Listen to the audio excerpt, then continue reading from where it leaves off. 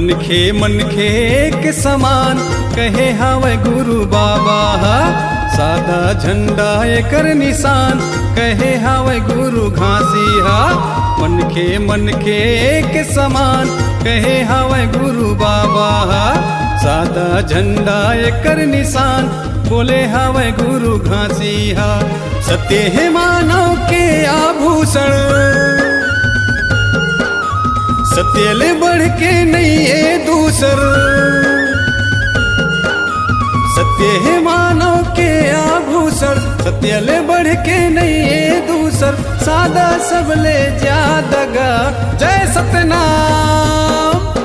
मनखे के समान कहे हावे गुरु बाबा, सादा झंडा एकर निशान कहे हावे गुरु घासिया।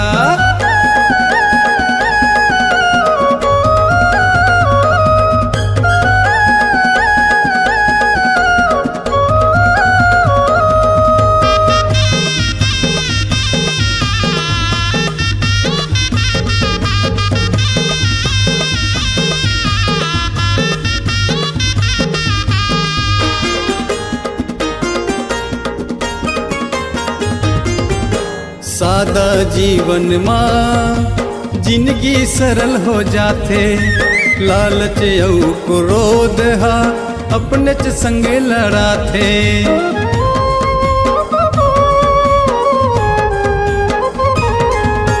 सादा जीवन माँ जीवन सरल हो जाते, लालच औ क्रोध माँ अपने च संग लड़ाते।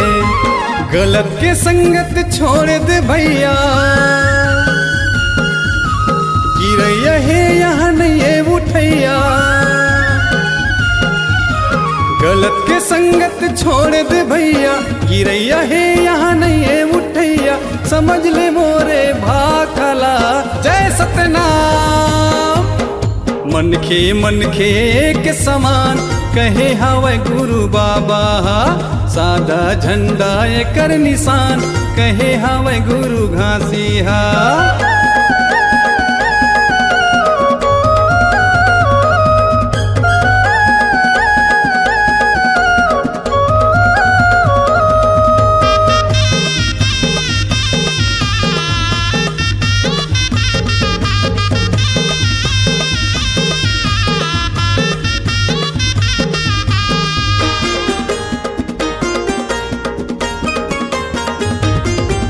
सतमा चल के दे मल्ला मिली तोरे शांति।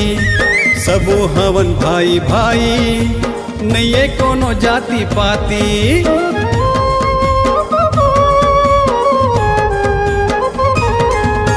सतमा चल के देख मल्ला मिली तोरे शांति। सबो हवन भाई भाई नहीं है कोनो जाति पाती। सत्य के डहर मत यहाँ चलना, गुरु बाबा के यही है कहना। सत्य के डहर मत यहाँ चलना, गुरु बाबा के यही है कहना। सत्य से जोड़ लेना तगा जय सतनाम। मनखे के समान कहे हावे मोरे बाबा, सादा झंडा एकर निशान बोले हावे गुरु घासिया। सत्य है मानव के आभूषण, सत्य ले बढ़ के नहीं है दूसर। सत्य है मानव के आभूषण, सत्य ले बढ़ के नहीं है दूसर। सादा सब ले ज्यादा गा जय सतनाम। मनखे के समान कहे हावे गुरु बाबा, सादा झंडा एकर निशान कहे हावे गुरु घासिया। मनखे के समान कहे हावे गुरु बाबा, सादा झंडा एकर निशान कहे हावे गुरु घासिया। मनखे के समान कहे हावे मोरे बाबा, सादा झंडा एकर निशान बोले हावे गुरु घासिया।